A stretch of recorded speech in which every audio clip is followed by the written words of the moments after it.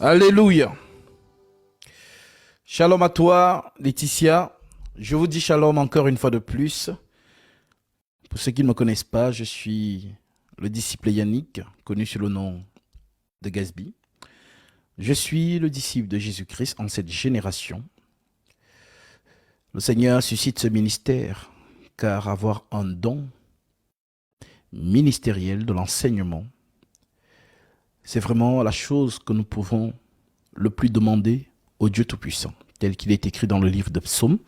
Dans leur détresse, ils crièrent à l'Éternel, et il leur envoya sa parole. C'est la parole qui délivre. La parole délivre. Je le réitère, c'est la parole du Seigneur qui délivre les âmes. Le Seigneur déclare, lorsque le Fils vous affranchira, alors vous serez réellement libres. Vous connaîtrez la vérité et la vérité vous affranchira. Seule la vérité affranchit. Seule la vérité affranchit. Oui, l'homme n'affranchit pas. Alors je m'étonne. Oui, je m'étonne que vous abandonniez l'écriture pour suivre les systèmes, pour suivre les organisations d'hommes corrompus d'entendement. Je m'étonne. Alors, je vous appelle à vous réveiller de votre sommeil. Réveillez-vous et revenez bâtir votre maison sur le roc de l'écriture. Le Saint-Esprit vous appelle. Shalom à toi, la sœur Laetitia. Nous allons lire ici Jean chapitre 12, nous commençons par là. Et je prie que le Seigneur vous donne l'oreille de l'entendement, afin que vous saisissiez ce qui va encore être dit aujourd'hui, tel que le Saint-Esprit va nous conduire. Comme je vous l'ai toujours dit, aucun homme n'enseigne la parole. L'homme ne peut pas enseigner la parole de Dieu. L'homme ne peut pas enseigner la parole du Créateur. L'homme ne peut pas enseigner la parole de Dieu. Seul le Saint-Esprit enseigne sa propre parole. L'homme n'a pas accès à ces choses. L'homme n'a pas le niveau d'accéder à ce conseil. C'est l'Esprit de Dieu qui révèle la pensée céleste. Comme vous êtes têtus et butés sur l'amour humain, alors je vous rappelle que Jérémie le prophète nous a dit, par l'Esprit du Créateur, maudit soit l'homme qui se confie dans l'homme, qui prend sa chair pour son appui et détourne son cœur de l'Éternel. Alors, vous qui aimez les hommes plus que Dieu, je répète encore, vous qui êtes attachés émotionnellement aux hommes plus qu'à Dieu. Dieu, c'est l'écriture. J'insiste dessus. Dieu, c'est l'écriture. Dieu, c'est l'écriture. Arrêtez de vous attacher émotionnellement aux hommes. Arrêtez de vous attacher émotionnellement aux hommes. Attachez-vous radicalement à l'écriture.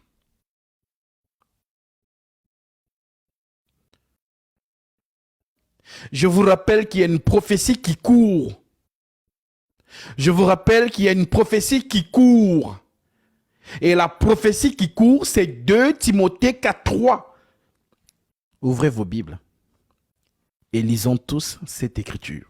C'est la prophétie qui court. L'écriture déclare: car il viendra un temps où les hommes ne supporteront pas la saine doctrine,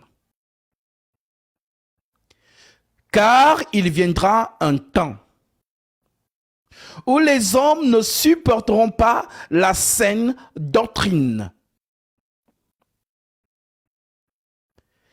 Mais, ayant la démangeaison d'entendre les choses agréables, ils se donneront une foule d'enseignants, de docteurs, selon leur propre désir, détourneront l'oreille de la vérité et se tourneront vers des fables. C'est la prophétie.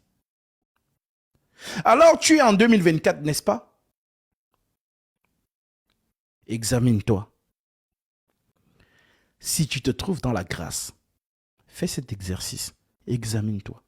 C'est l'Écriture qui le dit. Examinez-vous. Si vous vous trouvez dans la grâce, alors arrêtez de vous attacher émotionnellement aux hommes. Attachez-vous à l'Écriture. Lorsque je monte devant vous, ne dites pas, nous sommes habitués, c'est Gatsby. Gatsby n'échappe pas du lot des hommes. Car Gatsby, c'est un homme. Alors l'Écriture nous dit que tout homme soit considéré pour menteur. Seul Dieu pourrait. Gatsby peut vous mentir. Mais l'Écriture ne vous mentira jamais. Pour ceux qui regardent le football, dans le football, il y a ce qu'on appelle le dribble. Les feintes de corps, les jeux de corps, le jeu des hanches. Alors, lorsqu'un joueur tel que Neymar, ou Messi, ou Cristiano Ronaldo viendra vers toi avec l'agitation de son corps pour te feinter, sois lucide. Regarde juste le ballon. Ne regarde pas le corps. Si tu regardes son corps, il va te feinter. Mais si tes yeux restent figés sur le ballon ne bouge pas. Pendant que l'homme fait la gestuelle, le ballon est sur place. Je prends cette métaphore pour mieux vous parler. Que tout ce qui se passe autour ne vous impressionne aucunement. L'Écriture. Tu écoutes, tu vérifies. Avant que la sœur nous lise Jean 12 que je lui ai donné, je vais lire ici Acte 11.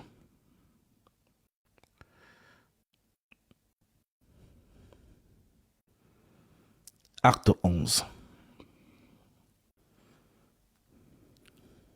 Je prends le verset 17.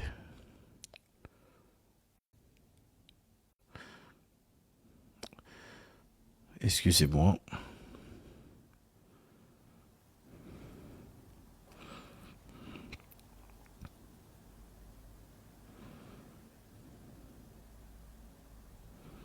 Oui, c'est Acte 17, verset 10. Je prends à partir du verset 10. L'Écriture dit ceci. Acte 17, verset 10. Aussitôt, les frères partirent de nuit, Paul et Silas, pour Bérée.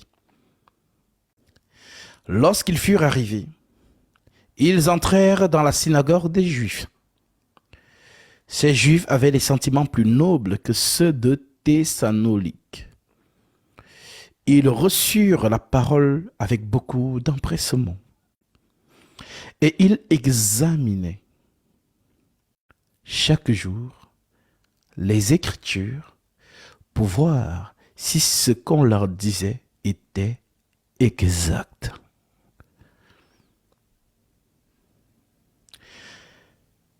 Ces Juifs avaient des sentiments plus nobles que ceux des Thessaloniques. Ils reçurent la parole avec beaucoup d'empressement. Et ils examinaient chaque jour les Écritures pour voir si ce qu'on leur disait était exact.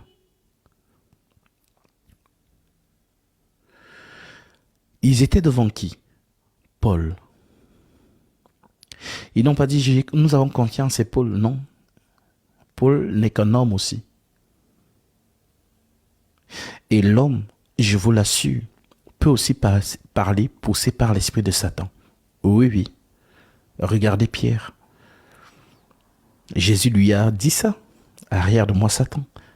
Est-ce qu'il parlait à Simon? Non. Il parlait à l'esprit qui a parlé derrière Simon. Parce que cet esprit est venu contredire l'écriture.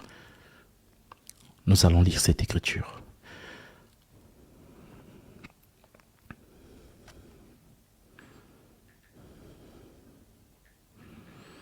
Alors,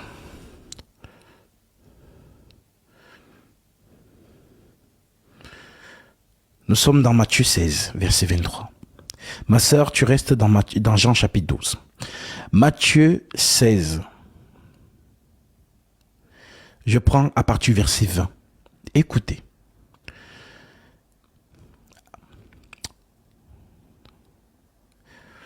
Prenons à partir du verset 21. Matthieu 16, verset 21.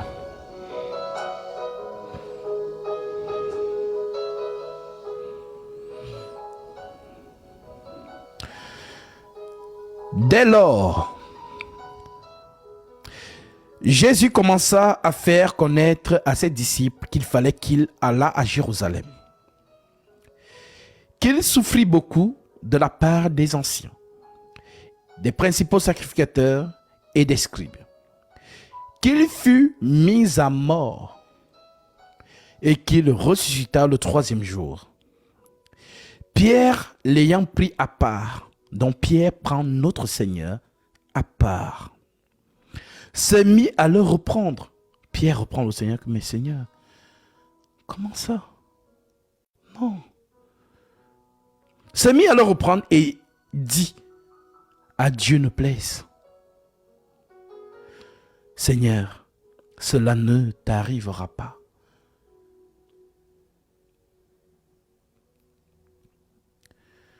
Mais Jésus se retournant dit à Pierre, arrière de moi, Satan. Tu mets en scandale. Car tes pensées ne sont pas les pensées de Dieu, mais celles des hommes.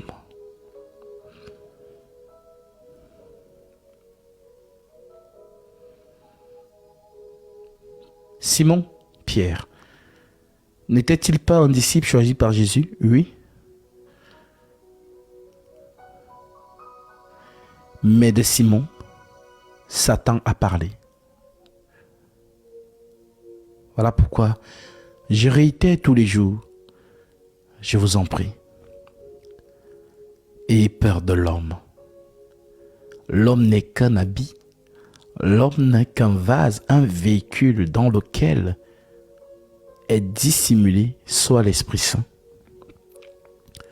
soit l'esprit de Satan. Alors comment sauras-tu que Satan te parle?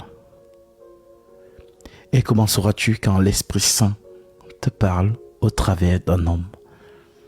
Puisque je ne suis qu'un habit. Vous voyez mon gilet.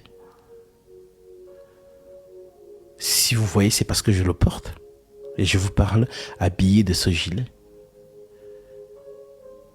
Mais une fois que je sors de ce gilet, il ne me sert plus à rien.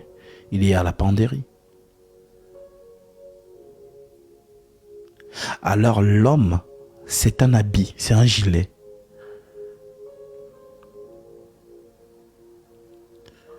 Alors, dans ce chapitre, Jésus, oui mon frère, le gilet est toujours beau. L'homme est toujours beau. Voilà pourquoi Paul dit que personne ne vous ravisse sur une apparence d'humilité ou par un culte des anges. Satan est très rusé. Je parle surtout aux femmes, parce que je sais que naturellement, la femme est un être émotionnel, qu'on séduit beaucoup par les émotions.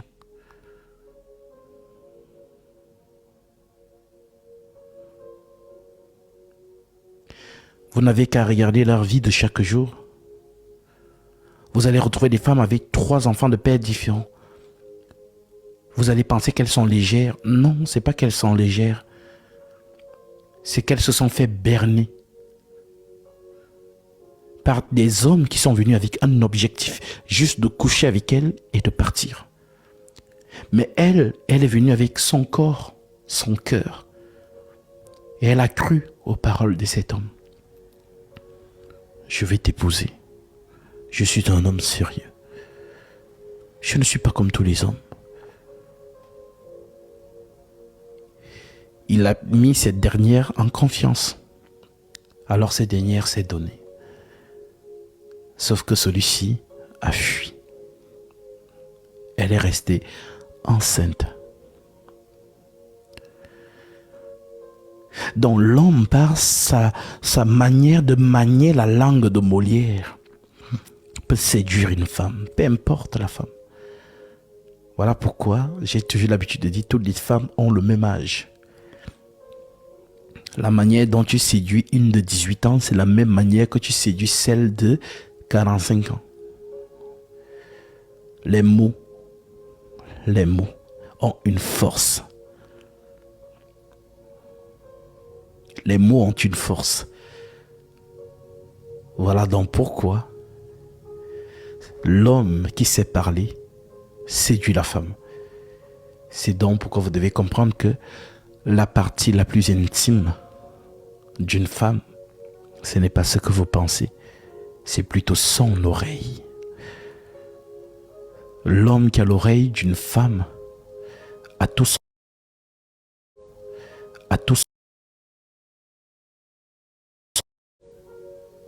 Oui. Alors, je prends cette métaphore, je prends cette illustration pour vous faire comprendre que ainsi en est de Satan.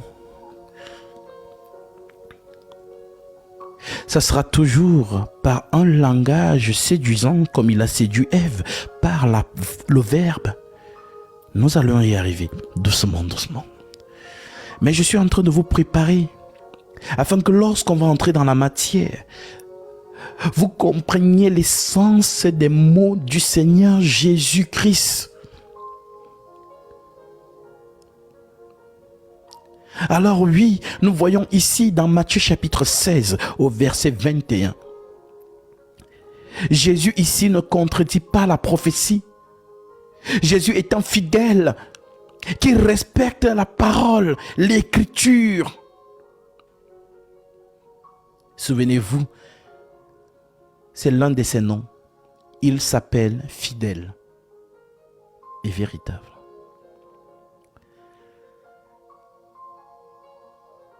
La fidélité, c'est à cela que le Saint-Esprit nous appelle. 2 Timothée chapitre 2 verset 1 à 2. Toi donc mon enfant, fortifie-toi dans la grâce qui est en Jésus-Christ. Et ce que tu as entendu de moi, en présence de beaucoup de témoins, confie-le à des hommes fidèles qui soient capables de l'enseigner aussi à d'autres. La fidélité de la parole. La fidélité. Alors, le premier à être fidèle, c'est notre Seigneur lui-même qui a été modèle en toutes choses.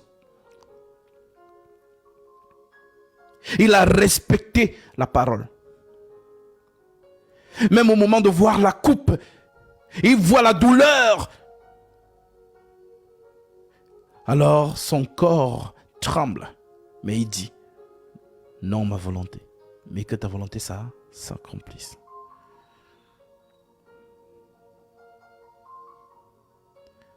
Alors, il nous dit dans Matthieu 21. Dès lors, Jésus commença à faire connaître à ses disciples qu'il fallait qu'il allât à Jérusalem. Partir à Jérusalem, c'est la prophétie. C'est là-bas qu'il connaîtra la mort. Qu'il souffrit beaucoup de la part des anciens et des principaux sacrificateurs et des scribes. Qu'il fut mis à mort. C'est Jésus qui rappelle ça, selon les Saintes Écritures. Exode 12. Ésaïe 53, prophète. Psaume 22, la loi, les prophètes et les psaumes ont prédit ma mort. Alors je ne peux pas contredire la prophétie. Alors il rappelle cela à ses disciples. Dès lors, Jésus commença à faire connaître à ses disciples qu'il fallait qu'il allât à Jérusalem, qu'il souffrit beaucoup de la part des anciens, des principaux sacrificateurs et des scribes, qu'il fut mis à mort et qu'il ressuscita le 3e jour, comme l'a prédit Jonas. Pierre l'ayant pris à part, Pierre prend le Seigneur à part, s'est mis à le reprendre et dit, à Dieu ne plaise, cela ne t'arrivera pas. Donc Pierre contredit la prophétie. Vous imaginez? Pierre contredit la prophétie. Alors, si Jésus était dans les émotions, il n'allait pas voir ça. Il allait voir la gentillesse de Pierre qui veut le protéger. Mais comme il n'a pas été dans les émotions, mais dans la fidélité de l'écriture, écoutez ce qu'il répond à Pierre. Mais Jésus se retournant, dit à Pierre, arrière de moi, Satan. Tu mets en scandale. Car tes pensées ne sont pas des pensées de Dieu, mais celles des hommes. Donc quand l'homme pense, c'est Satan qui pense.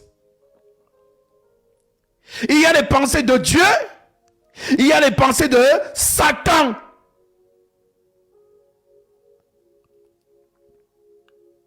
Donc la pensée de Dieu, c'est l'écriture.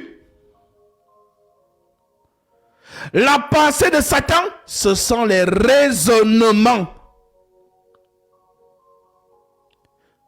Alors, le Seigneur nous amène donc dans Matthieu, chapitre 7. Parce qu'il parle tantôt d'une manière, tantôt d'une autre. Mais là, on y prend point garde. Alors j'espère que tu fais partie de la bonne terre et que tu entends et comprends. Matthieu 7, verset 15. Il te le redit d'une autre manière pour que tu comprennes. Et il te dit donc, gardez-vous des faux prophètes. Ils viennent à vous en vêtements de brebis.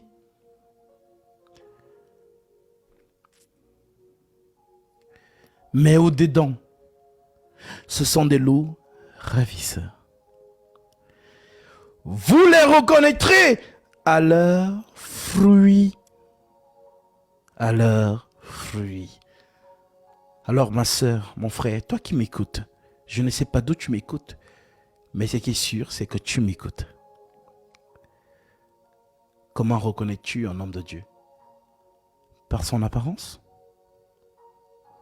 Ou par le fruit tel que le Maître, le Seigneur Jésus-Christ nous l'a recommandé?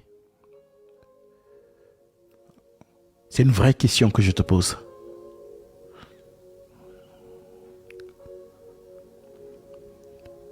Alors, si tu me réponds par le fruit, je te poserai la question.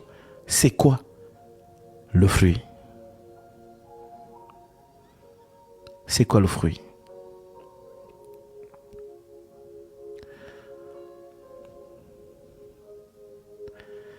Alors je te répondrai que le fruit, c'est la parole. Amen. Quelle parole? Celle de Jésus. Car souviens-toi qu'il y a deux arbres. L'arbre de vie, l'arbre de la connaissance du bien et du mal. Le fruit de l'arbre de vie, c'est la parole qui donne la vie. C'est le pourquoi Jésus dit, mes paroles sont esprit et vie. Tu manges ma parole, tu vis. Tu ne la manges pas, tu meurs.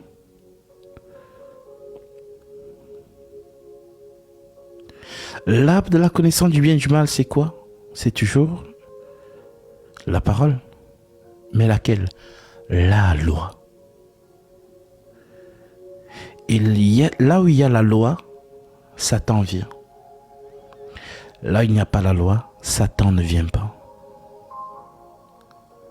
Doucement, doucement, nous allons y arriver. Vous les reconnaîtrez à leurs fruits. Dans le fruit n'est pas le comportement, ma sœur, mon frère. Le fruit n'est pas l'attitude d'un homme. Non.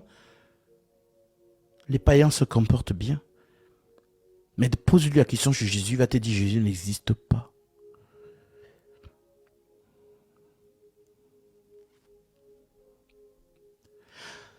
Et quiconque dit que Jésus n'existe pas, ça veut dire qu'il n'aime pas Jésus. Alors qu'est-ce que Paul nous dit pour ceux qui n'aiment pas Jésus? Il dit si quelqu'un n'aime pas Jésus, qu'il soit maudit. C'est écrit.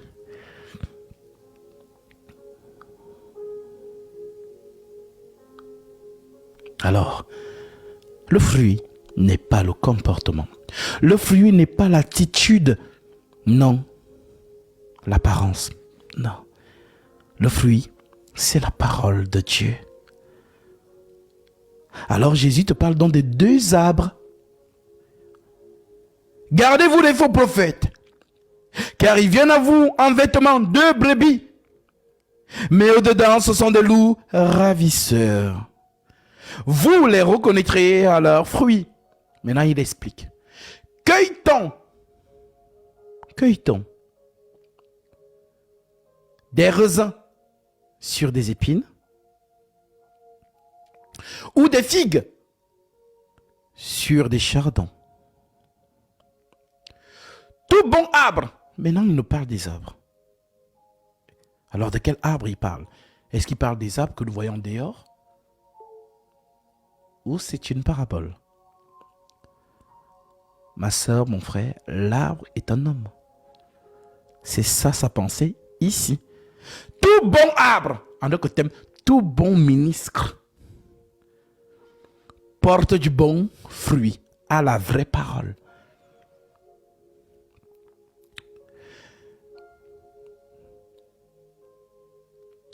Mais le mauvais arbre porte de mauvais fruits, dont le faux ministre porte le mensonge.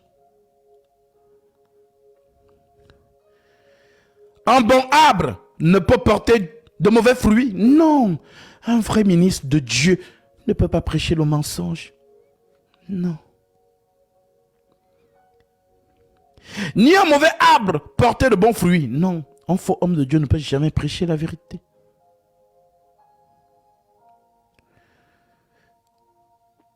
Tout arbre qui ne porte pas de bons fruits est coupé et jeté au feu. Dans les faux ministres, la gêne qui les attend. C'est donc à leurs fruits que vous les reconnaîtrez. C'est donc à leurs fruits que vous les reconnaîtrez. Arrêtez de suivre les hommes par émotion. Non, c'est mon père spirituel. Toi, tu appelles un homme père spirituel?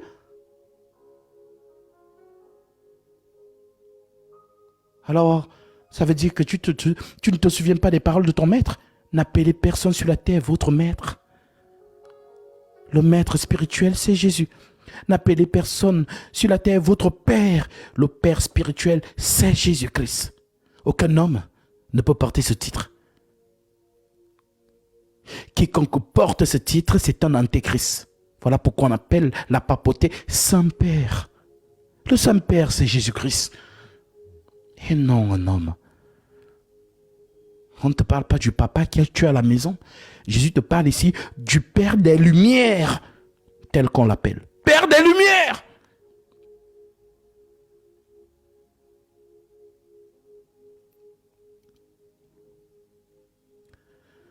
Tout arbre qui ne porte pas de bons fruits est coupé et jeté au feu.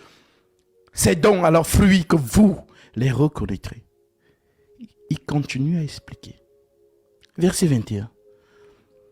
Ceux qui me disent, Seigneur, Seigneur, n'entreront pas tous dans le royaume des cieux. Mais celui-là seul qui fait la volonté de mon Père qui est dans les cieux. Alors, posons-nous la question.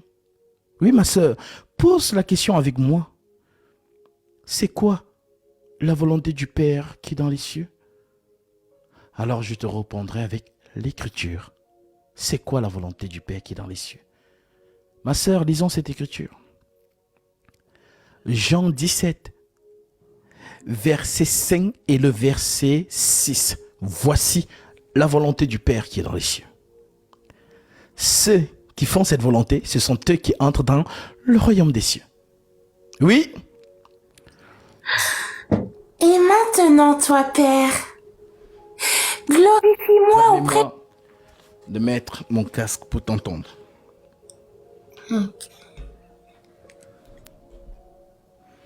Oui. Et maintenant, toi, Père, glorifie-moi auprès de toi-même de la gloire que j'avais auprès de toi, avant que le monde fût. J'ai fait connaître ton nom aux hommes que tu m'as donnés, du milieu du monde.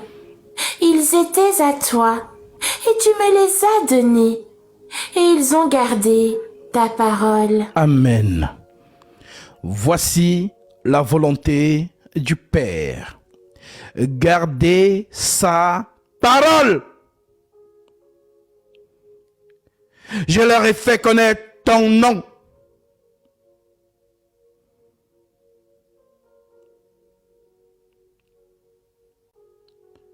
Je leur ai fait connaître ton nom. Quel nom? Apocalypse 19, ma sœur. Verset 11. Je leur ai fait connaître ton nom. Je leur ai fait connaître ton nom. Je leur ai fait connaître ton nom. Quel nom? Oui.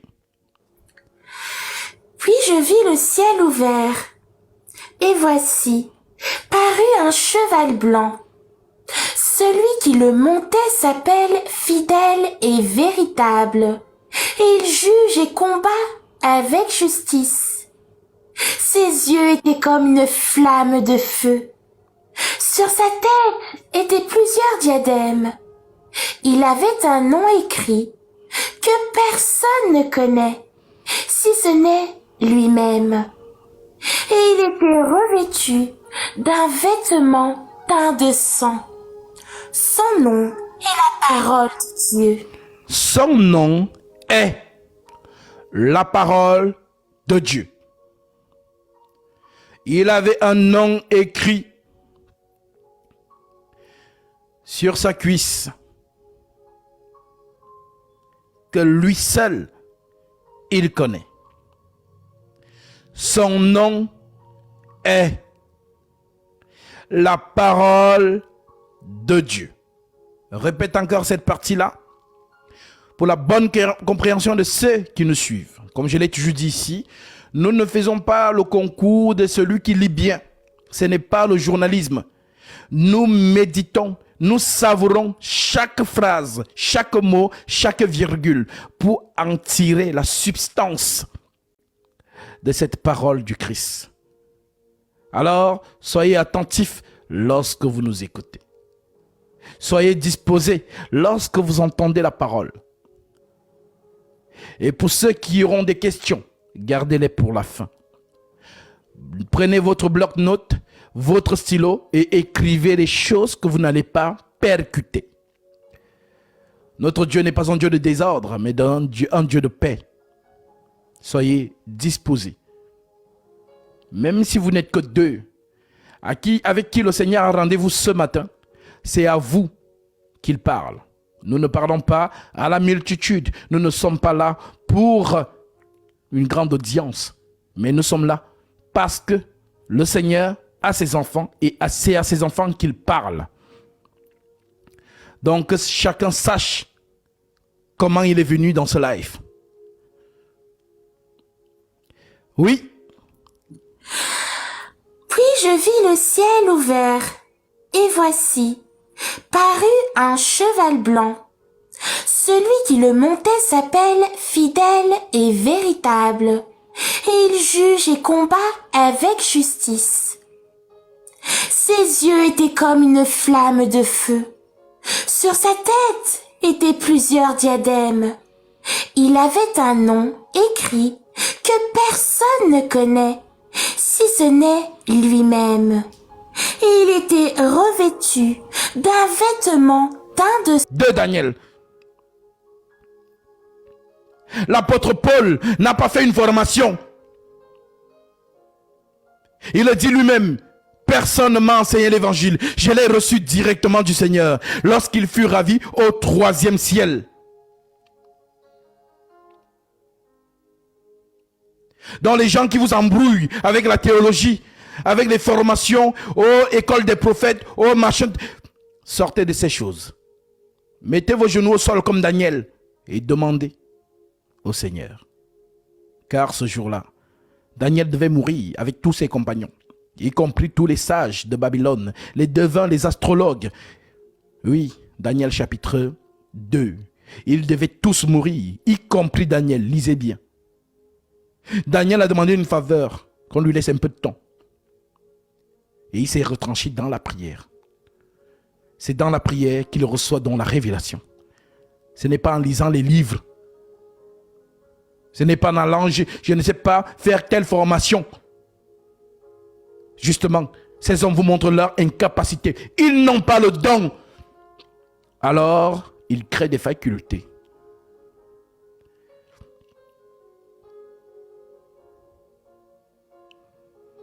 Que le Seigneur vous donne l'oreille de l'entendement. Nous avons lu Apocalypse chapitre 19 verset 11 où on nous dit dans l'écriture son nom est la parole de Dieu. Maintenant Jésus nous dit ici dans Jean 17 verset 5 à 6, oui. Et maintenant toi Père, glorifie-moi auprès de toi-même de la gloire que j'avais auprès de toi avant que le monde fût. J'ai fait connaître ton nom aux hommes que tu m'as donné du milieu du monde. Nous, ça revient. J'ai fait connaître ton nom aux hommes que tu m'as donné du milieu du monde. Donc le nom, c'est la parole.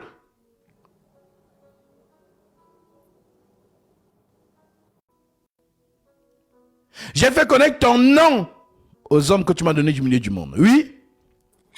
Ils étaient à toi. Et tu me les as donnés, et ils ont gardé ta parole. Garder la parole de Dieu, c'est ça, faire sa volonté. Maintenant, revenons dans Matthieu chapitre 7, verset 21. Car Jésus explique ici le bon fruit et le mauvais fruit. Matthieu 17 ou 7? Matthieu 7, verset 21. Ceux qui me disent « Seigneur, Seigneur » n'entreront pas tous dans le royaume des cieux, mais celui-là seul qui fait la volonté de mon Père qui est dans les cieux. Plusieurs me diront en ce jour-là « Seigneur, Seigneur, n'avons-nous pas prophétisé par ton nom? N'avons-nous pas chassé des démons par ton nom? Et n'avons-nous pas fait beaucoup de miracles par ton nom? Alors je leur dirai ouvertement, je ne vous ai jamais connus. Retirez-vous de moi, vous qui commettez l'iniquité. Mais non.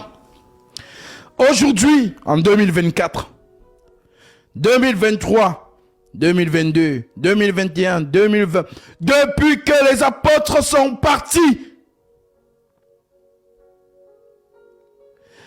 l'ennemi s'est installé.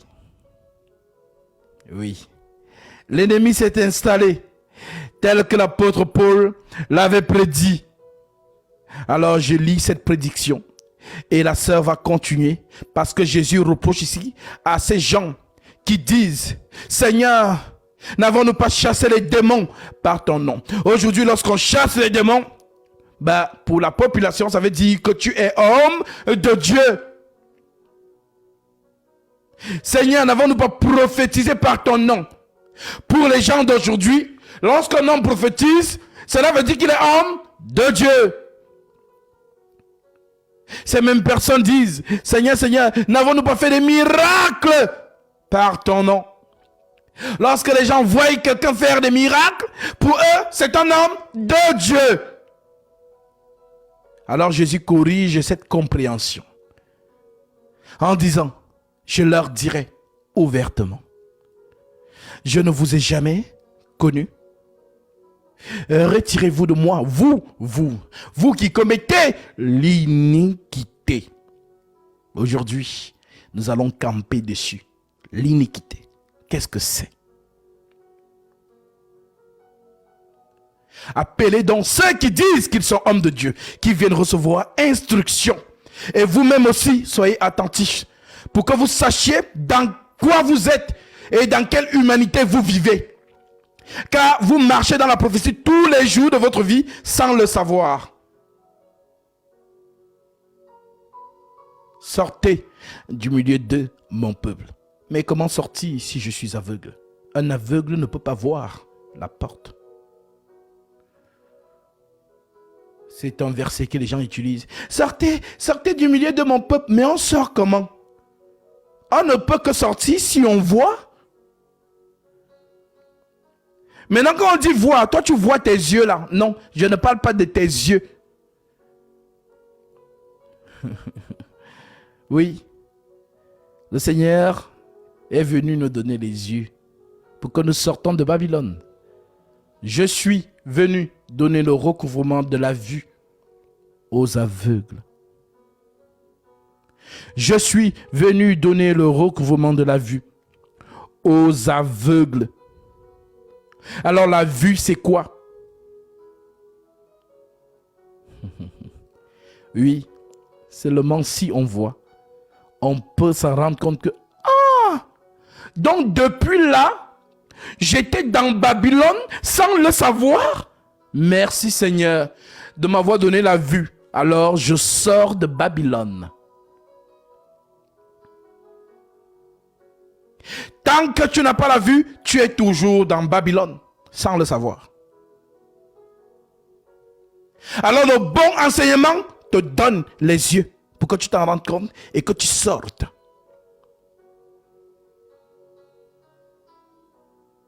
Tu as compris?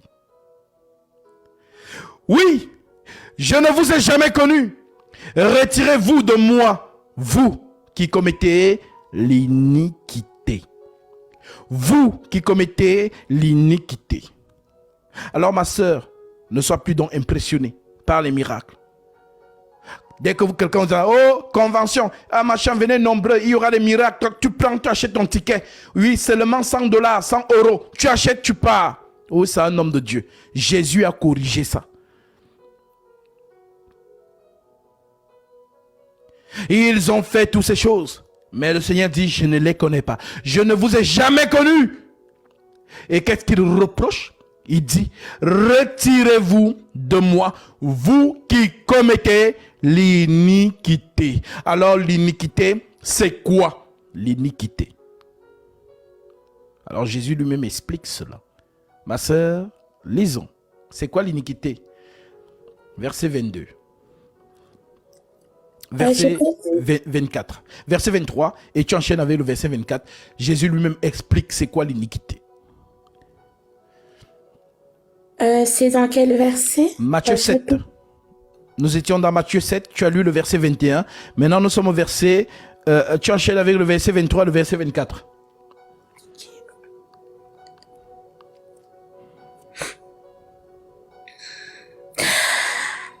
Alors je leur dirai ouvertement, je ne vous ai jamais connus. Retirez-vous de moi, vous qui commettez l'iniquité. C'est pourquoi, quiconque entend ces paroles que je dis et les met en pratique, sera semblable à un homme prudent qui a bâti sa maison sur le roc. Alléluia. Il a expliqué c'est quoi l'iniquité. C'est pourquoi quiconque entend ces paroles que je dis et les met en pratique sera semblable à un homme prudent qui a bâti sa maison sur le roc.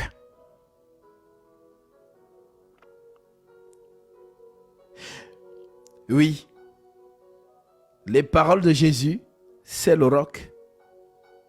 Alors toute personne qui s'agrippe sur la parole du Christ radicalement,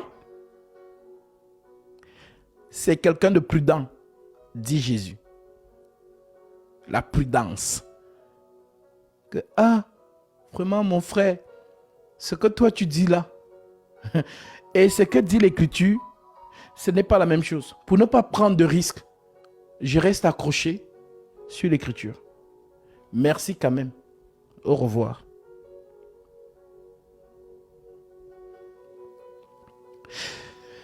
Oui. La pluie est tombée. La pluie. Raisonnement, c'est ça qu'il appelle pluie. La pluie est tombée. Les raisonnements, les flatteries de Satan. La pluie est tombée, oui.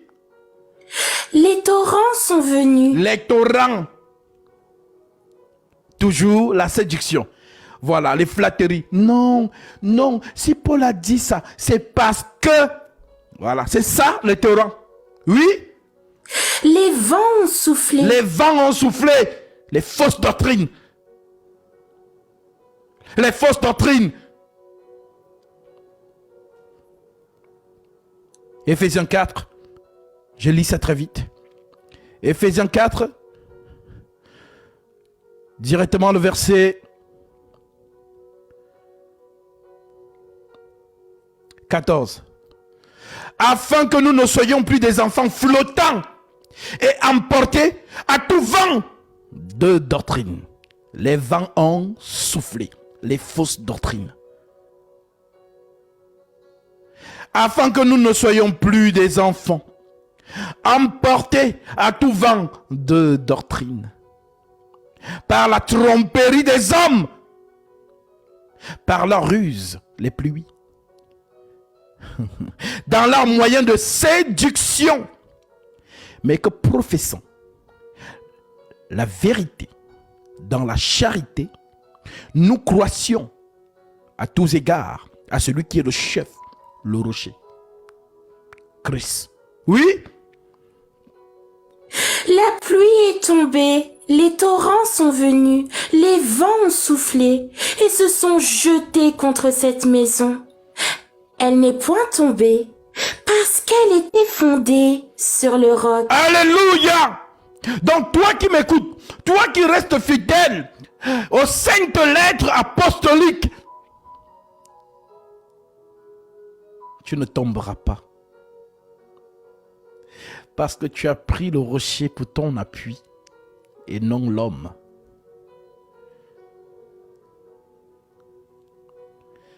Alors je te bénis. Sois béni. Reste fidèle au rocher. Ne te laisse pas emporter par le vent. Les raisonnements. Satan parle avec séduction. Et parfois, Il utilise le culte de l'image, les belles salles, les bonnes organisations, les lumières comme les DJ dans les boîtes de nuit. Les salles vraiment, tu regardes la salle, les écrans plasma et tout. Donc tout ce décor, c'est pour t'impressionner. Pour que tu te mettes déjà en condition que, ça veut dire que si déjà le décor est ainsi, si la salle est déjà comme ça, non, ça veut dire que l'homme de Dieu là, c'est un vrai homme de Dieu. Non, non, c'est le dribble. Souviens-toi du dribble que je t'ai dit. Reste figé sur l'écriture. Peu importe la salle où tu te trouves, le marbre, ou le velours, ou l'écarlate, ou la pourpre. Ne sois pas impressionné par mon costume à 30 000 € et ma Rolex. Non. Que tout ce décor ne t'impressionne pas. Ce sont des dribbles et passements de jambes pour t'amadouer. Reste fidèle au rocher. Ah, Jésus. Je comprends pourquoi l'Écriture dit la bonne terre est celle qui entend la parole et qui la comprend. Elle porte du fruit. Un grand en donne 100, l'autre 60, l'autre 30. Parce que je vous dis, malgré que je cite ces écritures, malgré que je dis ceci, je vous dis qu'il y a des gens qui sont toujours introduits et qui restent, qui n'écoutent même pas. Ils sont déjà à fond dans leur chemin qu'ils ont suivi. Alors je vous rappelle à vous qu'il y a un verset qui vous concerne. Toujours Matthieu 7, il a dit beaucoup de choses là-bas. Matthieu 7, verset 13. Spacieux est la porte.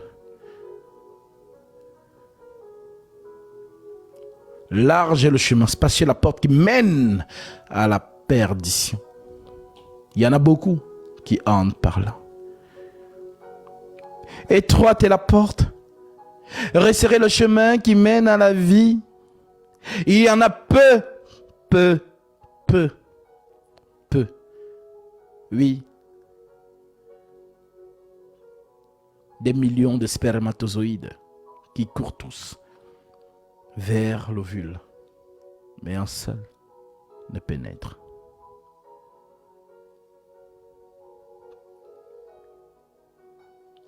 Étroite est la porte. Resserrez le chemin qui mène à la vie. Il y en a peu qui les trouvent. Ce ne sont pas mes paroles. Ce sont les dires de Jésus-Christ. Penses-tu que ces dires, c'est pour embellir la Bible ou remplir la Bible? Non.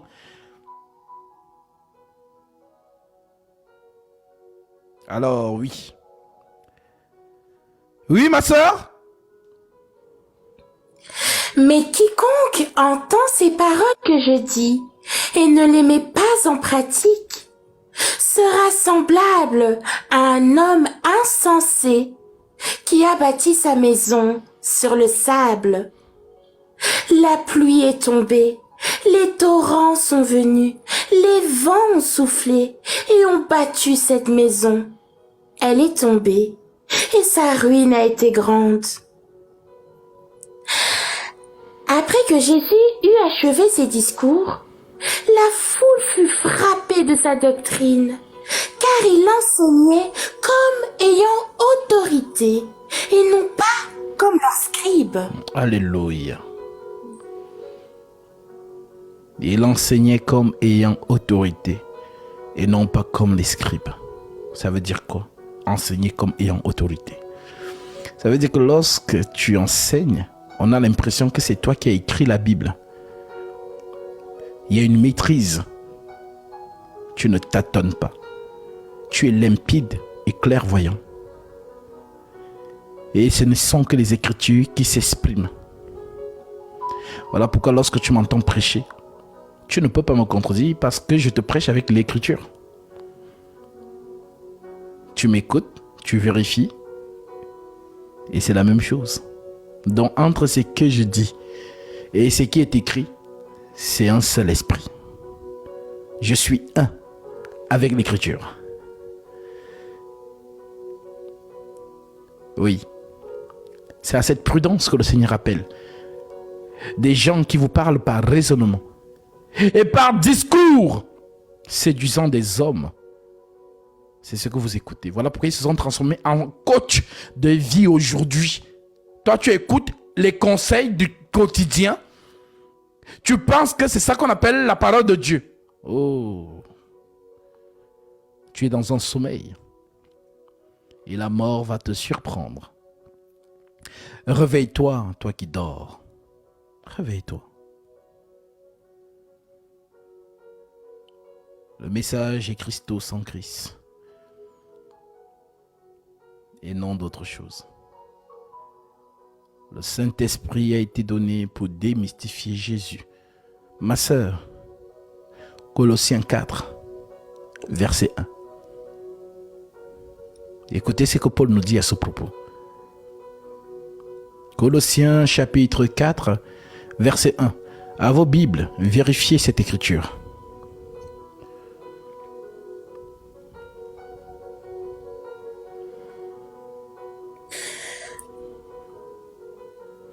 Colossiens chapitre 4, verset 1.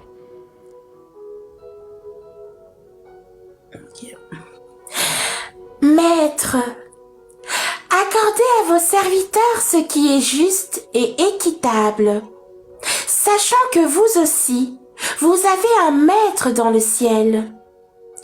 Persévérez dans la prière, veillez-y avec action de grâce.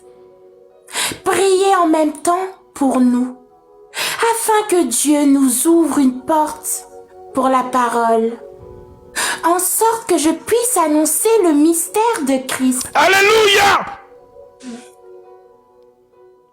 Afin que je puisse annoncer le mystère de Christ.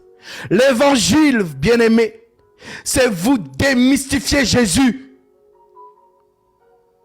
Dans ces 4 dimensions, en tant que lion, en tant que veau, en tant que aigle, en tant qu'homme. Vous le connaissez juste sur l'aspect de l'homme. Voilà pourquoi lorsqu'on montre dans une autre dimension, vous êtes perdu parce que vous ne le connaissez pas.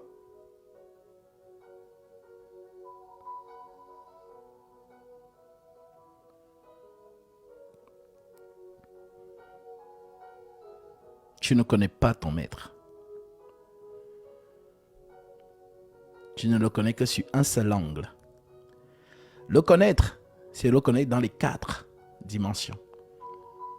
Veau, homme, lion et aigle.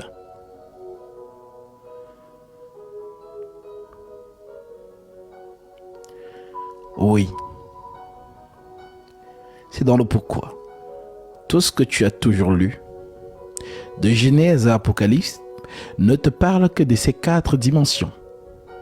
Voilà pourquoi Paul vous dit, de quelle utilité vous serais-je si je venais à vous en vous parlant en langue et si je ne vous parlais pas par révélation.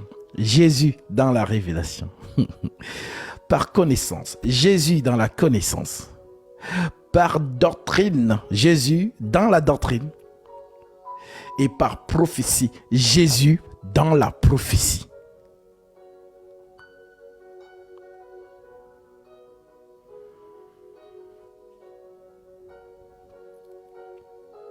Oui. 1 Corinthiens 4, verset 1, ma sœur. Toujours dans la même écriture. Paul vous dit, vous voyez, il sollicite l'église de mettre les genoux au sol et d'implorer le divin afin qu'il ouvre une porte pour la connaissance, de démystifier Jésus.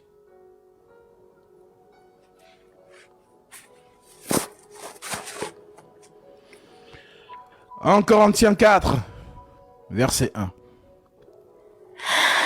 Ainsi, qu'on nous regarde comme des serviteurs de Christ et des dispensateurs des mystères de Dieu. Regardez-moi comme un serviteur de Dieu et comme un dispensateur des mystères de Christ. Voilà l'homme de Dieu qui va se marier qui ne va pas se marier, ça ne nous regarde pas. Qui va avoir la promotion, qui ne va pas avoir la promotion, ça ne nous regarde pas. Nos yeux sont rivés vers Golgotha, la croix, et non pas par les choses de cette vie. C'est une perte de temps. Alors qu'on arrête de vous embrouiller avec les conseils, que vos yeux soient rivés vers Golgotha, et Golgotha seulement. 1 Corinthiens chapitre 2, ma sœur, verset 1. Oui. Pour moi, frère, lorsque je suis allée chez vous, ce n'est pas avec une supériorité de langage ou de sagesse que je suis allée vous annoncer le témoignage de Dieu. Car je n'ai pas eu la pensée de savoir parmi vous autre chose que Jésus-Christ et Jésus-Christ crucifié. Alléluia. Jésus-Christ et Jésus-Christ crucifié.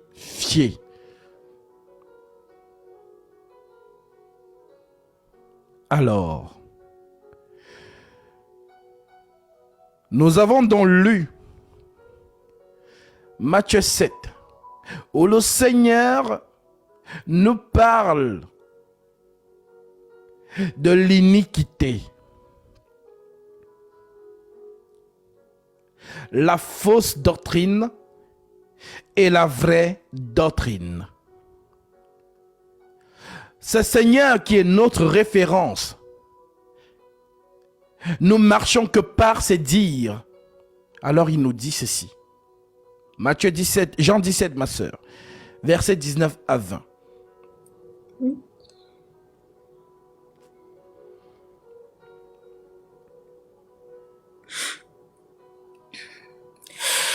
Et je me sanctifie moi-même pour eux, afin qu'eux aussi soient sanctifiés par la vérité. Ce n'est pas pour eux seulement que je prie, mais encore pour ceux qui croiront en moi par leur parole. C'est Jésus qui a dit ça.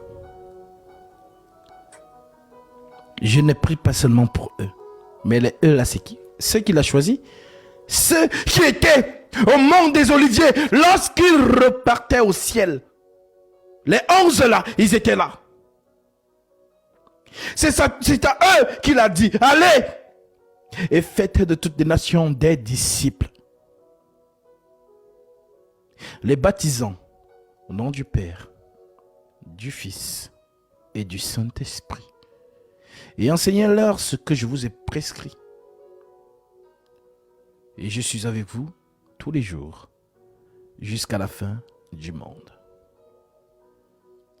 Alors à eux là, il dit, dans sa prière sacerdotale, je ne prie pas seulement pour eux, mais encore pour tous ceux qui croiront à moi par leur parole. Alors croire en Jésus, ce n'est que par les paroles des 12. Mon nom n'est pas écrit sur les 12 portes, les 12 colonnes de la Jérusalem céleste. On parle des noms des 12 apôtres. Ce sont eux sur lesquels notre foi est fondée. Éphésiens 2:20. Vous avez été édifiés sur le fondement des apôtres et des prophètes. Jésus-Christ lui-même étant la pierre angulaire, le chandelier. Alors qui suis-je moi pour venir renverser le fondement, pour venir contredire le fondement? Non, au contraire, je pérennise le fondement, tel que Paul l'a dit à Timothée. Toi donc mon enfant, fortifie-toi dans la grâce qui est en Jésus-Christ, et ce que tu as entendu de moi, en présence de beaucoup de témoins, confie-le, enseigne-le à des hommes fidèles qui soient capables de l'enseigner aussi à d'autres. Donc si Paul a dit je ne permets pas à la femme d'enseigner, je dis la même chose. Je ne viens pas avec non, Si Paul a dit ça, c'est parce que... Non, c'est Satan qui prêche comme ça. Nous restons fidèles radicalement aux saintes écritures. C'est ce que Jésus nous a dit. Je ne prie pas seulement pour eux, mais encore pour tous ceux qui croiront à moi par leur parole. Ils ont dit quoi? Nous appliquons. Tu as compris? Mais je ne sais donc pas. Qui vient vous embrouiller? Lorsque vous entendez quelqu'un venir contredire le fondement, et vous êtes derrière la personne, vous applaudissez même aussi, franchement. Alors, toi, enfant de Dieu, toi encore, qui est encore retenu captif au milieu de ces gens, sors, que Dieu te parle. Reviens en toi-même. L'Écriture dit une chose, ma sœur, 2 Timothée, chapitre 2, verset 22. Écoutons ce que Paul dit à ce propos.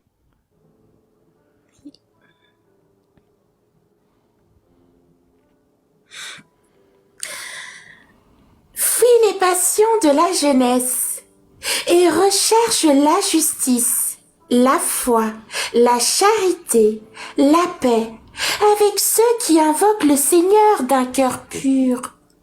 Repousse les discussions folles et inutiles, sachant qu'elles font naître des querelles. Or, il ne faut pas qu'un serviteur du Seigneur ait des querelles. Il doit au contraire avoir de la condescendance pour tous, être propre à enseigner, doué de patience. Il doit redresser avec douceur les adversaires, dans l'espérance que Dieu leur donnera la repentance pour arriver à la connaissance de la vérité, et que, revenus à leur bon sens, ils se dégageront des pièges du diable, qui s'est emparé d'eux, pour les soumettre à sa volonté. Amen. Donc, vous, que Satan s'est emparé de vous, pour vous soumettre à sa volonté, dégagez-vous comme la gazelle. Et revenez à la fidélité de ce que Jésus a dit. Vous devez croire en lui par les paroles des 12 apôtres. Et non pas par quelqu'un d'autre qui vient vous embrouiller en 2024, 2023 ou quoi que ce soit. Ce que vous avez lu dans les lettres apostoliques, appliquez cela. On n'interprète pas les épîtres. On vit les épîtres.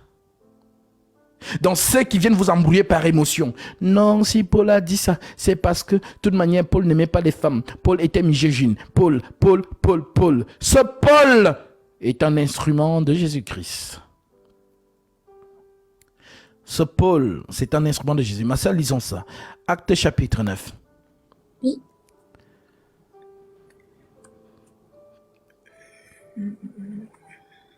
Acte 9, nous sommes au verset...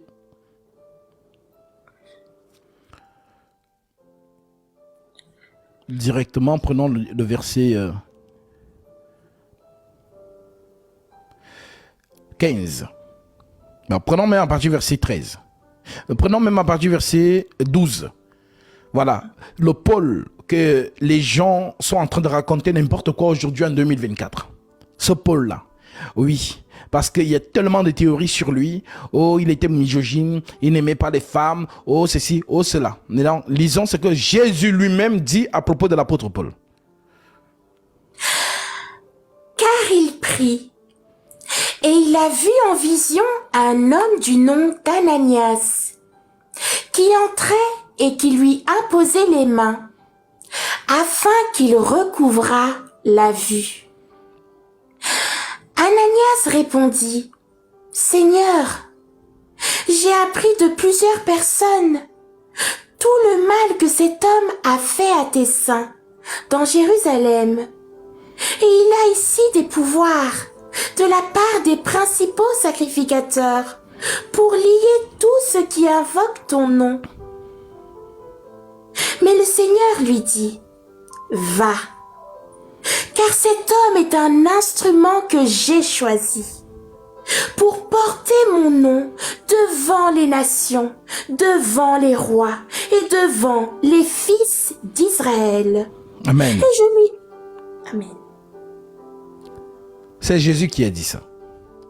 Maintenant, prenons Actes chapitre 18, verset 9. Le même Jésus, toujours concernant cet apôtre Paul.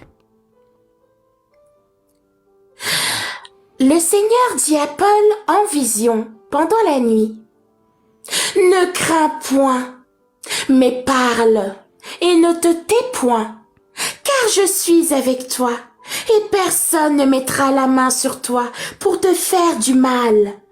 Parle, car j'ai un peuple nombreux dans cette ville. » Amen. Je suis avec toi. Parle, car je suis avec toi. Donc, quiconque contredit Paul, contredit le Seigneur. Prenons encore Actes chapitre 23, verset 11. Toujours Jésus envers son instrument, l'apôtre Paul. Actes chapitre 23, verset 11. La nuit suivante, le Seigneur apparut à Paul et dit, « Prends courage, car de même que tu as rendu témoignage de moi dans Jérusalem, il faut aussi que tu rendes témoignage dans Rome. » Amen. Voilà les dires de Jésus concernant Paul. Alors, ce Paul, le Seigneur lui a donné, je répète, de tous les hommes qui sont passés sur cette terre, celui à qui le Seigneur a remis le salut des âmes par le don de l'enseignement, c'est Paul. Tite chapitre 1, verset 1. Écoutons. Donc vous qui combattez Paul, sachez que vous combattez Jésus. Vous qui ne restez pas fidèles aux écrits de Paul, sachez que vous combattez Jésus. Vous êtes dans l'iniquité. Oui.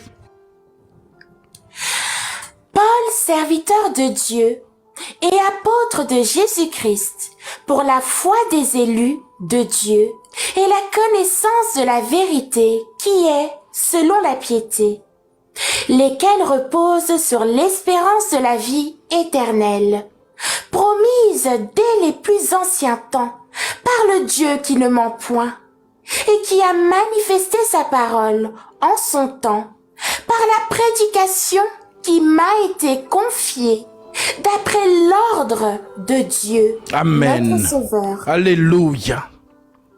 Donc la prédication qui lui est confiée, c'est pour le salut des âmes. Voilà donc pourquoi il peut dire, en Corinthiens 15, verset 1 à 2, cherchez s'il y a un autre apôtre qui a dit ça. Personne n'a dit ça, si ce n'est que lui. En Corinthiens 15, 1 à 2, écoutez ce qu'il dit donc. Par l'autorité suprême que Christ lui a donnée sur l'évangile. Lisons. Je vous rappelle, frères, l'évangile que je vous ai annoncé, que vous avez reçu, dans lequel vous avez persévéré et par lequel vous êtes sauvés, si vous le retenez tel que je vous l'ai annoncé. Autrement, vous auriez cru en vain. C'est bon? Maintenant, si tu es courageuse, botte ça en touche. Mais si tu es prudente, applique les saintes lettres telles qu'il te l'a laissé.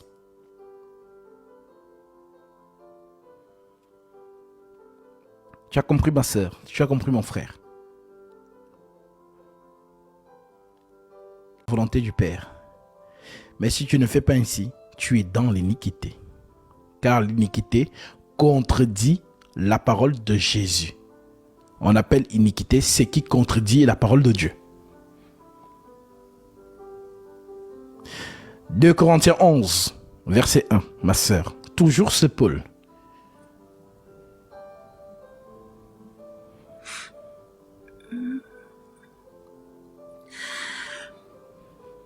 Or, j'estime que je n'ai été inférieure.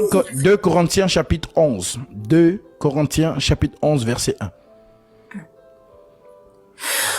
Oh, Si vous pouviez supporter de ma part un peu de folie, mais vous me supportez, car je suis jaloux de vous, d'une jalousie de Dieu, parce que je vous ai fiancé à un seul époux, pour vous présenter à Christ comme une vierge pure. Tu as vu un autre apôtre parler comme ça? Est-ce que tu as vu un autre apôtre parler comme ça?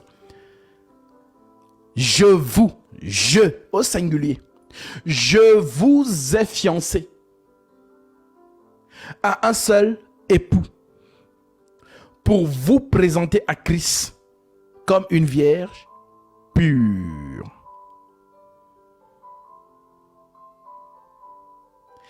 Et pour finir avec Paul, qu'est-ce que le leader à qui Christ a dit, Pierre, même tu paies mes brebis, dit concernant ce Paul-là? 2 Pierre chapitre 3. 2 Pierre chapitre 3 verset 15. Qu'est-ce que l'apôtre Pierre dit de l'apôtre Paul?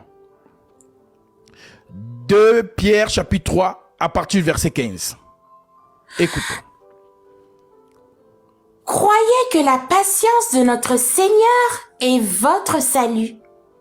Comme notre bien-aimé frère Paul vous l'a aussi écrit, selon la sagesse qui lui a été donnée.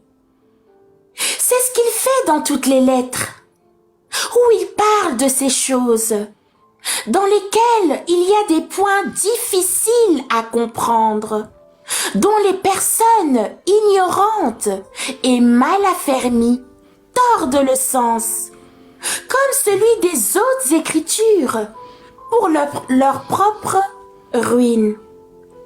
Vous donc, bien-aimés, qui êtes avertis, mettez-vous sur vos gardes, de peur qu'entraînés par l'égarement des impies, vous ne veniez la déchoir de votre fermeté. Alléluia. Vous avez entendu? Les lettres de Paul, même les apôtres, ils se sont alignés. Alors ce même Paul, qu'est-ce qu'il nous dit? En Corinthiens chapitre 3, je vous donne comme ça vient. En Corinthiens chapitre 3, voilà, parce que le Saint-Esprit insiste sur le fondement qu'il a posé, comme Paul le dit. J'ai posé, il ne dit pas nous, j'ai, au singulier. J'ai posé le fondement comme un sage architecte. Oui. Pour moi, frère, ce n'est pas comme à des hommes spirituels que j'ai pu vous parler. Amen. Paul vous dit, pour moi, frère, ce n'est pas comme à des hommes spirituels que je vous ai enseigné. Non, vous n'avez pas le niveau. Oui. Mais comme à des hommes charnels, comme à des enfants en Christ. Voilà. Oui. Je vous ai donné du lait, non de la nourriture solide, car vous ne pouviez pas la supporter, et vous ne le pouvez pas même à présent. Amen. Oui. Mais pourquoi il ne peut pas nous donner la nourriture solide, même à présent? Oui. Parce que vous êtes encore charnel. Vous êtes encore charnel. Donc l'enseignement de Paul, c'est pour les esprits. Ce n'est pas pour les charnels. Maintenant, c'est quoi la différence entre un esprit et un charnel? 1 Corinthiens chapitre 2. 1 Corinthiens chapitre 2, à partir du verset 12. Et écoutez ce qu'il nous dit. Prends même à partir du verset 6. Voilà, écoutez donc comment il fait la différence entre l'enseignement des esprits et l'enseignement des charnels. C'est-à-dire que Paul parle aux esprits. En d'autres termes, l'évangile de l'apôtre Paul, c'est pour les esprits. C'est pour Dieu. C'est pour ceux qui sont de Dieu. Oui. Cependant, c'est une sagesse que nous prêchons parmi les parfaits. Amen. Cependant, c'est une sagesse que nous prêchons parmi les parfaits. Les parfaits, ce sont les élus de Dieu. Ce sont les esprits de Dieu. Oui. sagesse qui n'est pas de ce siècle, La sagesse que je prêche n'est pas de ce monde. La sagesse que je prêche n'est pas de ce monde, oui. ni des chefs de ce siècle, qui vont être anéantis. Nous prêchons la sagesse de Dieu, mystérieuse et cachée, que Dieu, avant les siècles, avait destinée pour notre gloire. Sagesse qu'aucun des chefs de ce siècle n'a connue. Car s'ils l'eussent connue, ils n'auraient pas crucifié le Seigneur de gloire. Amen. Donc, la sagesse de Dieu, même les démons n'ont pas percé. Parce que s'ils avaient percé, ils n'auraient pas crucifié le Seigneur de gloire. C'est ce que Paul est en train de dire, oui. Mais comme il est écrit, ce sont des choses que l'œil n'a point vues, que l'oreille n'a point entendues, et qui ne sont point montées au cœur de l'homme. Des choses que Dieu a préparées pour ceux qui l'aiment. Dieu nous les a révélées par l'Esprit, car l'Esprit sonde tout, même les profondeurs de Dieu. L'Esprit sonde tout, même les profondeurs de Dieu. Il fait référence à quoi? Proverbe 25, 2. La gloire de Dieu, c'est de cacher les choses. La gloire des rois, c'est de sonder les choses. Et le roi de l'église, c'est le Saint-Esprit. Voilà pourquoi Jean-Baptiste a prophétisé en disant: repentez-vous, car le royaume des cieux est proche. On ne peut pas parler d'un royaume sans roi. Jésus lui-même pérennise ce que Jean a dit dans Matthieu chapitre 10. Jésus dit: allez et dites, le royaume des cieux est proche. Il n'est pas encore là, il est proche. Alors le royaume des cieux est venu quand? Le jour de la Pentecôte. Le roi qui vient sonde Dieu. Il va expliquer ça. Oui? Lequel des hommes, en effet, connaît les choses de l'homme, si ce n'est l'esprit de l'homme qui est en lui? Amen. Paul, pour vous aider à comprendre, il vous pose la question: lequel des hommes connaît les choses de l'homme, si ce n'est l'esprit de l'homme qui est en lui? Maintenant, oui? De même, personne ne connaît les choses de Dieu, si ce n'est l'Esprit de Dieu. Alléluia. Donc, le Saint-Esprit qui sonde même les profondeurs de Dieu, c'est Jésus-Christ qui révèle son mystère. Jésus sur terre, Dieu qui cache les choses. Il parle en parabole. Personne ne comprend ce qu'il dit. Même les apôtres lui posent la question, Matthieu 13, Seigneur, pourquoi leur parles-tu en parabole? Et Jésus est clair, il leur dit: je leur parle en parabole afin qu'ils entendent, mais qu'ils ne comprennent pas. C'est Dieu qui cache les choses. Proverbe 25, 2. La gloire de Dieu, c'est de cacher les choses. La gloire des rois, c'est de sonder les choses. Donc Jésus lui-même, en tant que Dieu, il cache, et en tant que roi, il sonde. Oui? Or, nous n'avons pas reçu l'esprit du monde, mais l'esprit qui vient de Dieu, afin que nous connaissions les choses que Dieu nous a données. Amen. On ne peut connaître les choses de Dieu si on a l'esprit de Dieu. Si on n'a pas l'esprit de Dieu, on ne peut pas accéder aux choses de Dieu. Oui. Et nous en parlons, non avec des discours qu'enseigne la sagesse humaine. Non, nous ne parlons pas du français. Nous ne parlons pas de l'hébreu, nous ne parlons pas du grec, nous ne parlons pas de l'éwondo, nous ne parlons pas du bassa, on ne parle pas de la langue des hommes, non. Oui, nous parlons de quoi? Mais avec ceux qu'enseigne l'esprit, employant un langage spirituel pour les choses spirituelles. Amen. Notre langage est spirituel.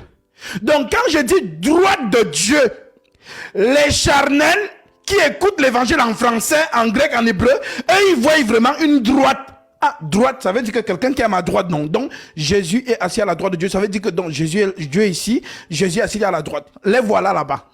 Mais ceux qui sont spirituels, quand on dit droite de Dieu, ils comprennent que Jésus porte l'armure. Le langage spirituel, c'est que Jésus, lorsqu'il porte l'armure, c'est ça la droite.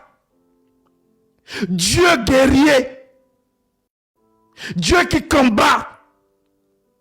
Dieu qui intercède. Alors Daniel, révélé par Gabriel, nous dit dans Daniel 12, en ce temps-là, se lèvera Michael, le grand chef, le défenseur. Intercéder, c'est défendre. Le défenseur des enfants de ton peuple. Donc, le langage charnel, c'est pour ceux qui écoutent l'évangile en français, en hébreu, en grec, en chiluba, en anglais. Donc, eux, ils sont dans les... Non, en grec, ça veut dire... En hébreu, c'est théos. En latin, ça veut dire... Non, nous, on n'est pas là-bas. Voilà pourquoi personne ne peut prêcher ce livre. Parce que ce n'est pas la langue des hommes. C'est la langue de l'esprit. Donc, si tu viens avec ton cerveau dedans, tu es automatiquement perdu. Voilà. Donc, il y a qu'au boire les doliprane comme les musulmans. Parce que la question ne vont jamais finir. Ils seront toujours en train de se poser des questions. Pourquoi? Mais il a dit que oui, c'est parce qu'ils écoutent en français. L'évangile, c'est pour les spirituels. Tu comprends mieux? Pourquoi Paul a dit dans 1 Corinthiens 3, je vous ai donné du lait et non de la nourriture solide, parce que vous ne pouviez pas la supporter, parce que vous êtes encore charnel. Vous êtes encore à l'étape du cerveau. La parole de Dieu, c'est pour les esprits. Oui? Mais l'homme animal... Reprends le verset, les deux versets plus haut. Or, nous n'avons pas reçu l'esprit du monde, mais l'esprit qui vient de Dieu, afin que nous connaissions les choses que Dieu nous a données par sa grâce. Et nous en parlons non avec des discours qu'enseigne la sagesse humaine, mais avec ceux qu'enseigne l'esprit, employant un langage spirituel pour les choses spirituelles. Mais l'homme animal, l'homme du cerveau, ne reçoit pas les choses de l'esprit de Dieu, car elles sont une folie pour lui, et il ne peut les connaître, parce que c'est spirituellement qu'on en juge. L'homme spirituel, au contraire, juge de tout, et il n'est lui-même jugé par personne. Car qui a connu la pensée du Seigneur pour l'instruire? Or nous avons la pensée de Christ. J'ai débroussaillé, j'ai nettoyé, j'ai lavé pour que vous puissiez maintenant comprendre ce que je vais dire. Maintenant, vous avez compris la différence entre l'homme animal et l'homme spirituel. L'évangile a son langage et son langage est esprit. C'est ce que Paul nous dit. Nous employons un langage spirituel pour les choses spirituelles. Donc, ce que Dieu appelle impudicité, ce n'est pas ce que vous appelez impudicité.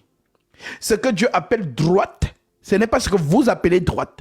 Ce n'est pas ce que Dieu appelle gauche, ce n'est pas ce que vous appelez gauche. Ce que Dieu appelle milieu, ce n'est pas ce que vous appelez milieu. C'est un langage.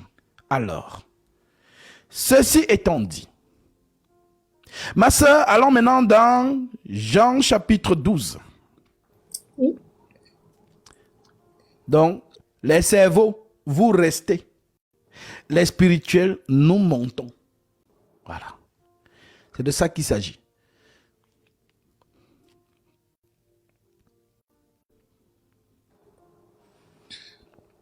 Jean 12, à partir du verset, prenons à partir du verset 30. Prenons à partir du verset 27, c'est mieux.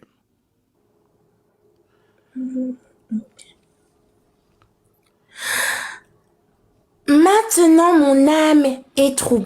Et que dirais-je, Père? Délivre-moi de cette heure. Mais c'est pour cela que je suis venu jusqu'à cette heure.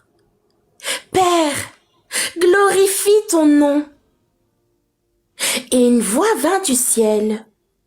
Je l'ai glorifiée, et je la glorifierai encore, La foule qui était là, et qui avait entendu, disait que c'était un tonnerre. D'autres disaient, un ange lui a parlé. Jésus dit, ce n'est pas à cause de moi que cette voix s'est fait entendre, c'est à cause de vous. Maintenant a lieu le jugement de ce monde. Maintenant, le prince de ce monde sera jeté dehors. Et moi, quand j'aurai été élevé de la terre, j'attirerai tous les hommes à moi. En parlant ainsi, il indiquait de quelle mort il devait mourir. La foule lui répondit, « Nous avons appris par la loi que le Christ demeure éternellement. Comment donc dis-tu, il faut que le Fils de l'homme soit élevé? Qui est-ce, ce Fils de l'homme » Jésus leur dit, « La lumière est encore pour un peu de temps au milieu de vous. Marchez pendant que vous avez la lumière, afin que les ténèbres ne vous surprennent point. » Amen. Amen. Marchez tant que la lumière est parmi vous, afin que les ténèbres ne vous surprennent pas. Qu'est-ce que cela veut dire? La lumière. La lumière. Marchez tant que la lumière est parmi vous.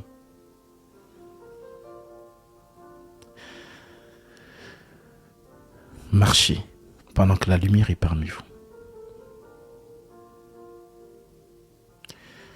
Je vous donne 50 secondes pour méditer sur ces versets que la sœur vient de lire. Marchez tant que la lumière est parmi vous. Voilà. Nous sommes au verset 35. Jésus leur dit, on lui a posé une question. Nous avons appris par la loi que le Christ demeure éternellement. Comment donc dis-tu, il faut que le Fils de l'homme soit élevé? Qui est ce Fils de l'homme? C'est la question qu'on lui a posée. Maintenant, lui, il répond en disant, marchez. Jésus leur dit, la lumière est encore un peu de temps au milieu de vous. Marchez pendant que vous avez la lumière, afin que les ténèbres ne vous surprennent pas. Celui qui marche dans les ténèbres ne sait où il va. Pendant ce temps, ne sait où il va. Pendant que vous avez la lumière, croyez en la lumière, afin que vous soyez des enfants de lumière. Jésus dit ces choses, puis s'en alla et se cacha loin d'eux. Je vous donne 50 secondes pour méditer dessus.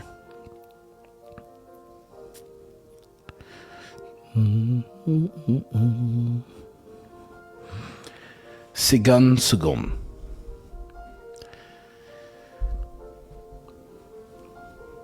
Parce que la parole de la vérité est une lumière.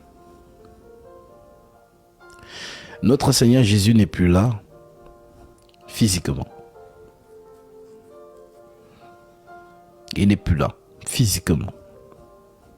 Et nous ne le connaissons plus de cette manière, comme l'a dit Paul.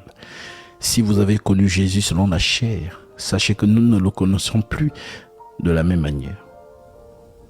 Alors, bonne méditation. Alléluia.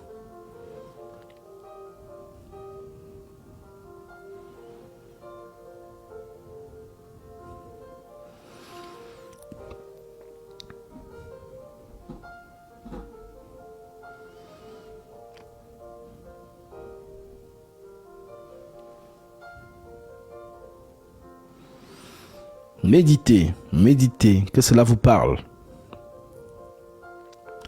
Que cela vous parle.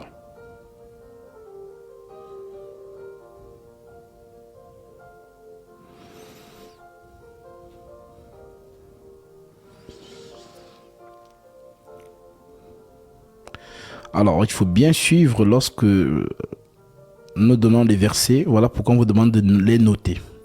Nous sommes ici dans Jean chapitre 12 au verset 35.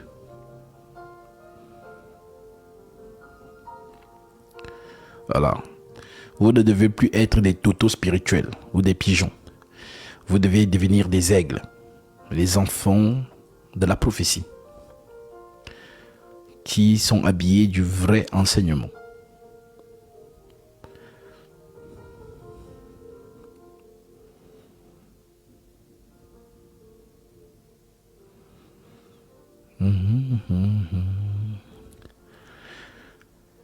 Alors,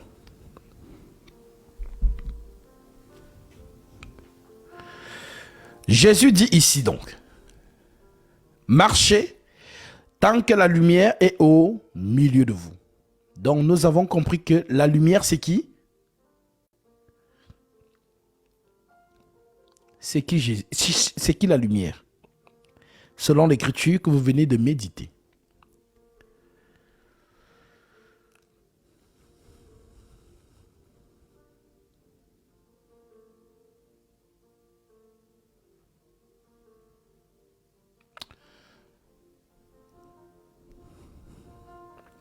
Selon l'écriture, exactement servante de Dieu. La lumière, c'est Jésus. Maintenant, la lumière dont il vous parle n'est pas cette lumière. C'est important que je le signifie parce qu'il y a des gens qui sont têtus. Vous voyez cette lumière? Parce que quand les gens entendent lumière, c'est à ça qu'ils font référence directement. Rappelez-vous que nous ne sommes pas dans le cerveau, nous sommes dans l'esprit. Donc ici, la lumière, c'est un homme, Jésus, qui dit à la foule, marchez tant que la lumière est parmi vous. Marchez tant que la lumière est parmi vous. Ok. Cette lumière donc, qui n'est rien d'autre que le Seigneur Jésus-Christ. Massa lit maintenant Jean chapitre 16, verset 7. C'est très important que vous captez ce qui va être dit.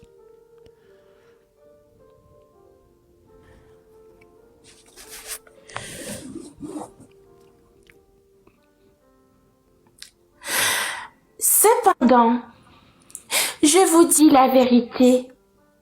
Il vous est avantageux que je m'en aille.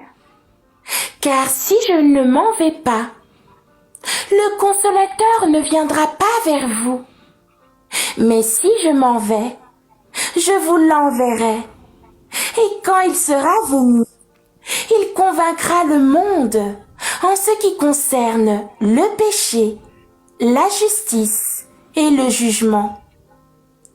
En ce qui concerne le péché, parce qu'il ne croit pas en moi. La justice, parce que je vais au Père et que vous ne me verrez plus. Le jugement, parce que le prince de ce monde est jugé. J'ai encore beaucoup de choses à vous dire, mais vous ne pouvez pas les porter maintenant. Quand le consolateur sera venu, l'Esprit de vérité, Il vous conduira dans toute la vérité, car il ne parlera pas de lui-même, mais il dira tout ce qu'il aura entendu, et il vous annoncera les choses à venir. Amen. Donc, Jésus nous parle ici de quoi? De l'esprit de vérité. Maintenant, il nous dit en même temps que c'est lui la lumière. Maintenant que vous avez compris que la lumière n'est pas l'ampoule, mais la lumière, c'est la... C'est quoi la lumière? Quand on dit lumière, spirituellement, comment tu l'entends? Vérité. Amen. Donc, la lumière égale vérité. Maintenant, Jésus dit que marchez tant que la lumière est au milieu de vous. Donc, pendant qu'il est là, c'est lui qui éclaire le monde des ténèbres. La lumière, lui, dans les ténèbres. Donc, c'est un homme. L'homme là, c'est l'incarnation de la vérité. Donc, la vérité, c'est la lumière et la lumière, c'est Dieu. Voilà pourquoi on appelle Dieu Père des Lumières. Ma sœur, 1 Timothée, chapitre 6, versets 13 à 16. Oui.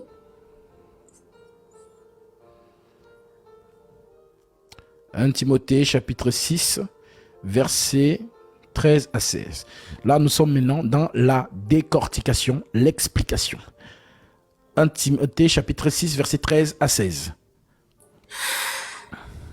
Je te recommande devant Dieu, qui donne la vie à toutes choses, et devant Jésus-Christ, qui fit une belle confession devant Ponce Pilate, de garder le commandement et de vivre sans tache, sans reproche, jusqu'à l'apparition de notre Seigneur Jésus-Christ, que manifestera en son temps le bienheureux et seul souverain, le roi des rois et le Seigneur des seigneurs, qui seul possède l'immortalité, qui habite une lumière inaccessible que nul homme n'a vue ni ne peut voir, à qui appartiennent l'honneur et la puissance éternelle.